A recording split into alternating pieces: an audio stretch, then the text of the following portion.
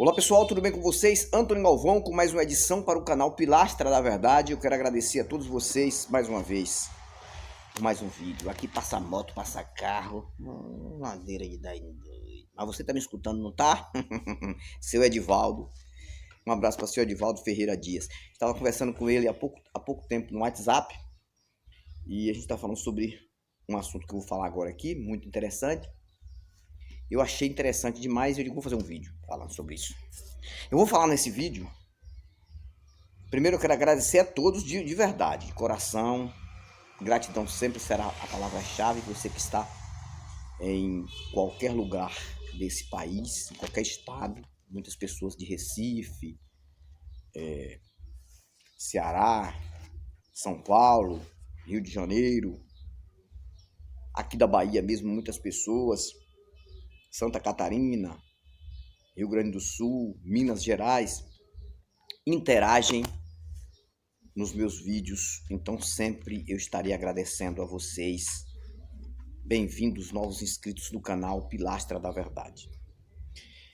Então esse vídeo eu vou falar sobre a maior contradição, uma das maiores, mas eu vou determinar como a maior contradição de forma literal, visível e palpável dentro de denominações e igrejas, que seja católicas ou protestantes. E você vai raciocinar, vai meditar no que eu estou dizendo e vai tomar suas conclusões se eu estou falando a verdade ou se eu estou mentindo aqui sobre isso.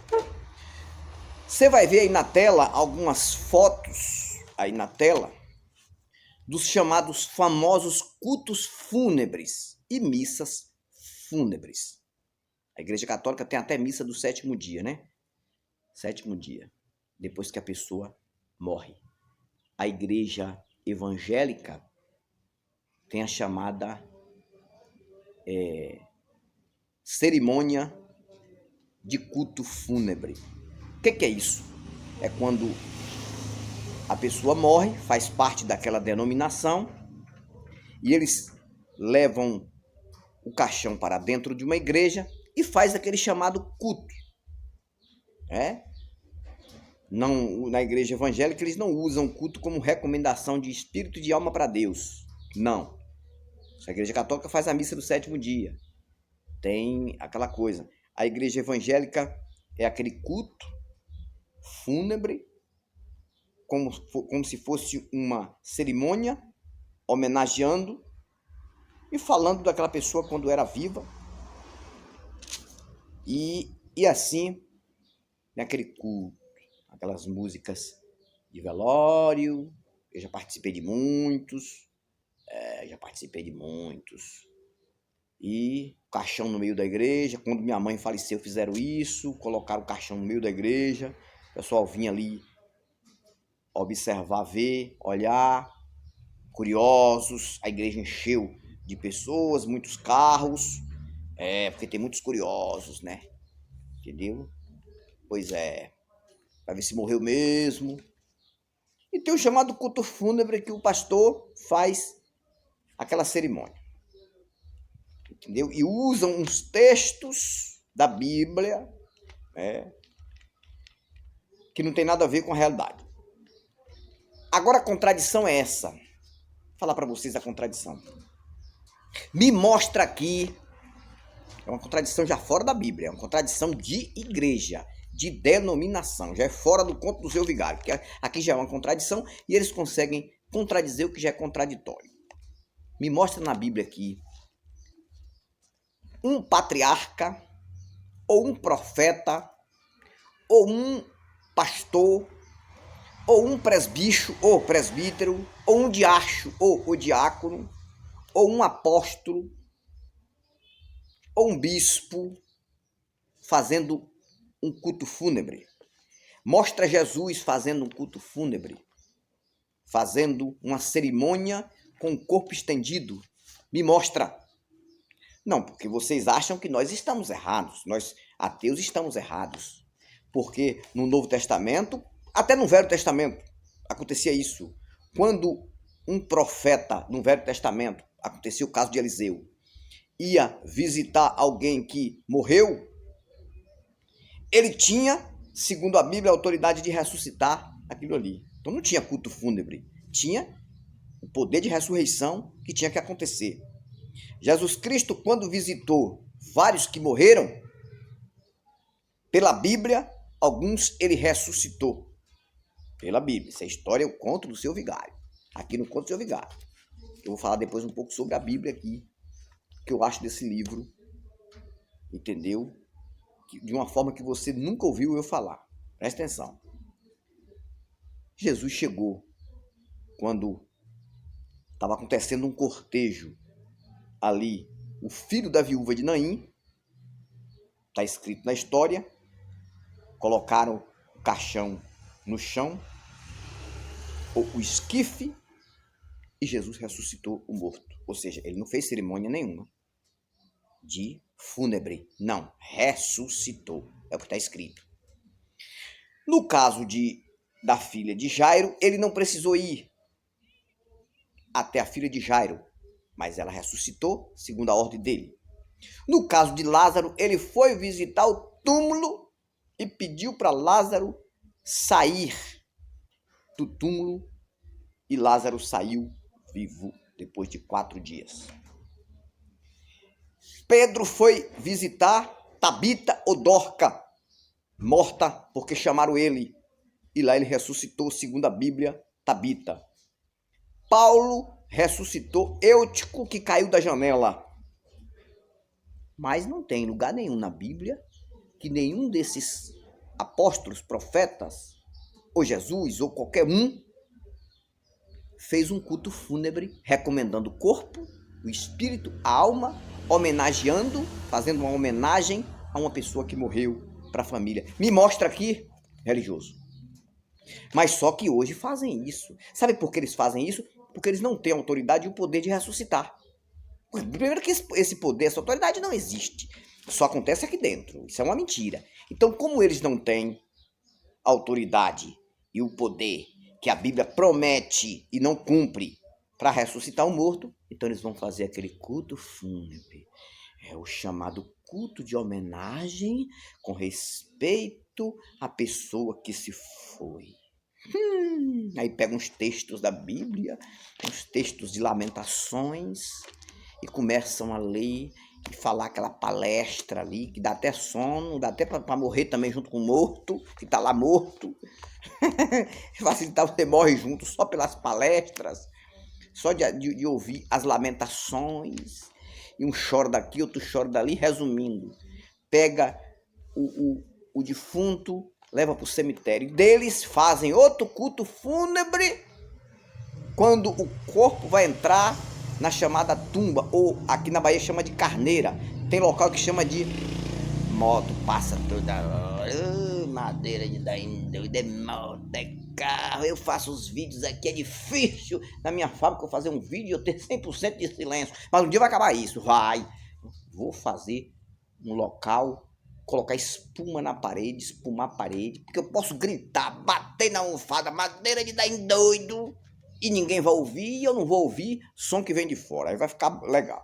Acredito assim, daqui para frente. Vamos para frente que atrás vem crente. Enfim, eles ainda fazem ainda um culto fúnebre, o segundo culto, quando o corpo vai entrar no jazigo, ou na tumba, ou na cova, ou na sepultura.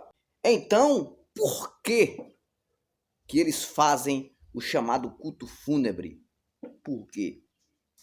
Porque realmente aquela autoridade, aquele poder, aquela virtude que está escrita aqui no Conto do Seu Vigário, a autoridade que ressuscita morto, não existe. Essa é a verdade, não tem. Porque senão não teria culto fúnebre. Culto fúnebre para quê? Para quê? Se aquela família que perdeu aquele ente querido preferia ver aquela pessoa viva, aquela pessoa novamente circulando dentro de casa, circulando por aí, que a tristeza da família porque perdeu o ente querido. Mas não, os pastores, os líderes das igrejas não têm essa autoridade, então vamos fazer os cultos fúnebres de homenagem a uma pessoa que partiu. Aí pega o microfone, pega a Bíblia em cima da tribuna, entendeu? Paletó e gravata, todo mundo ali, tudo dando uma de santo. Começa, pessoal, esse cidadão ou a cidadã, tô falando do morto, do que tá no caixão ali, foi uma boa pessoa. Muitas vezes ele, descia a ripa do cidadão na cidadã quando vivo ou viva estava. Aquele mesmo que tá fazendo o culto fúnebre, descia o madeira de dar em doido naquele que morreu. Só que agora o que morreu não tinha defeito nenhum. Não, de jeito de qualidade, tinha nada, não. Esse cidadão sempre foi um cidadão de bem. Agora, com certeza, o espírito está no paraíso, junto com Abraão, no seio de Abraão, no seio de Abraão, nos peitos de Abraão. E tá lá, descansando com o Pai, que é caminho de todos nós. E aí começa aquela ladainha, né? Aquele sermão. E 1 hora, 2 horas, todo mundo ali, entendeu? Esperando terminar o culto fúnebre para pegar o caixão, o corpo e conduzir para o destino, né? Para a verdadeira morada, né? Sepultura, o verdadeiro céu, o verdadeiro inferno. Sepultura, passou daí, já foi. Aí começa, porque esse cidadão deixou um legado muito bom. Mas por que ele não lembra que ele descia aí, chamava de caloteiro? Às vezes chamava de caloteiro, chamava de desonesto, dizia que não vinha no culto, dizia que era ruim para pagar o dízimo. E eu presenciei uma história assim. Lá na região onde eu morei. Eu crente na época, cristão, ali, metido a santo. E de santo eu não tinha nada, nunca fui. Entendeu? Quando eu novo, jovem, quando começava o Pai Nosso lá na frente, já estava entre as mulheres lá fora. Quando eu fui para a igreja pela primeira vez, olha a história legal. Eu vim de São Paulo, eu novo, não tinha um jovem do sexo masculino, mas tinha umas 10 moças nesta igreja. Resumindo, eu cheguei de São Paulo, no auge, cabelo todo bem arrumadinho, no tempo sertanejo, naquele tempo de Zezé de Camargo e Luciano, né, fazia sucesso. E eu cheguei, eu fiz sucesso na igreja, namorei com 7. Não foi não, namorei foi com 7. Quando eu cheguei na 7ª, aí o pastor me chamou e disse, já vi que você tem um espírito de namoro. Deixa eu falar uma coisa pra você, essa você tem que casar. Aí eu acabei casando com a 7ª, mas ainda namorei com 7. O culto tava rolando lá e eu chavecando de cá. Eu era brincadeira sentado, mas eu era crente. Isso não era pecado não, pra mim, né, mas pro pastor era. Então, é o seguinte, eu presenciei um culto fúnebre, para encerrar o meu vídeo, muito legal essa história. Isso eu presenciei. O cidadão morreu, deu um infarto e morreu, era da igreja. Um ato inesperado, morreu. Levaram esse cidadão. Só que eu conhecia a história desse cidadão e o líder da igreja. Que eles não se batiam, não.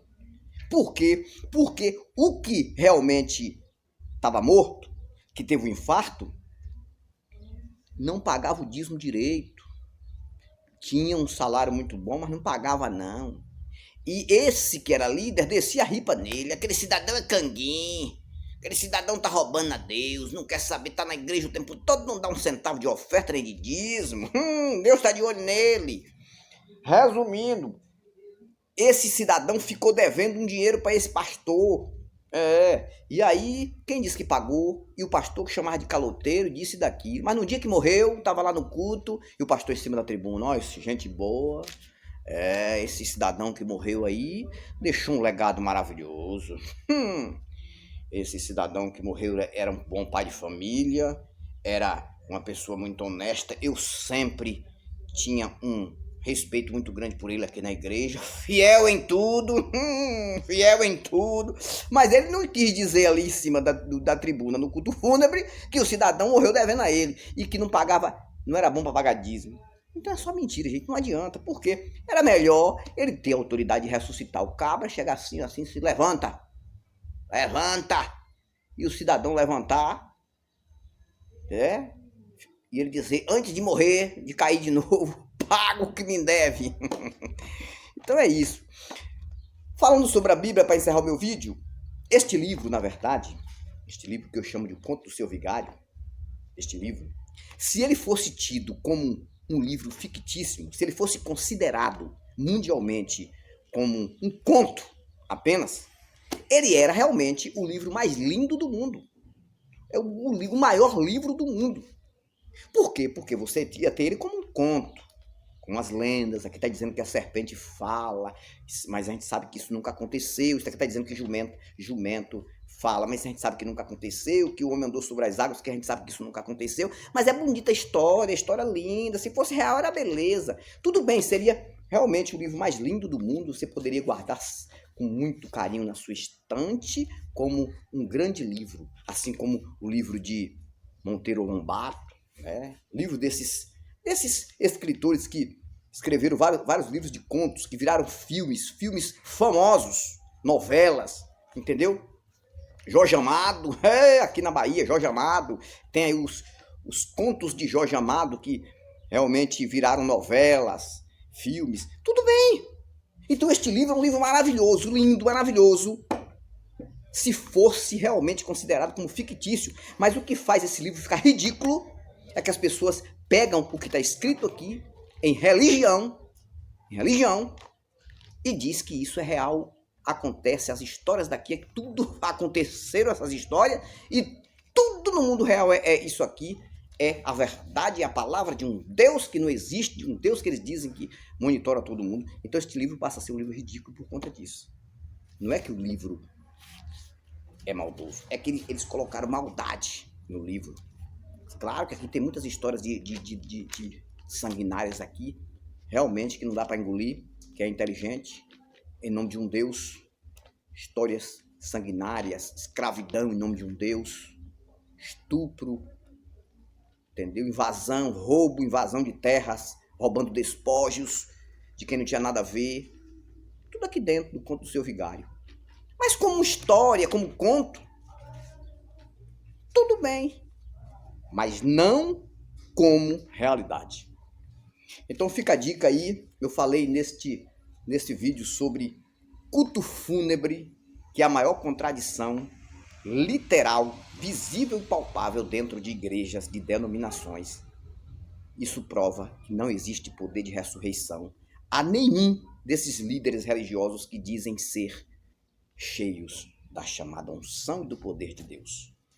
Um abraço a vocês. Foi mais um vídeo para o canal Pilastra da Verdade. Eu fui, mais volto. E volto com novos argumentos. Madeira de dar em doido vai continuar. Um abraço a todos. Tchau. Pilastra da Verdade.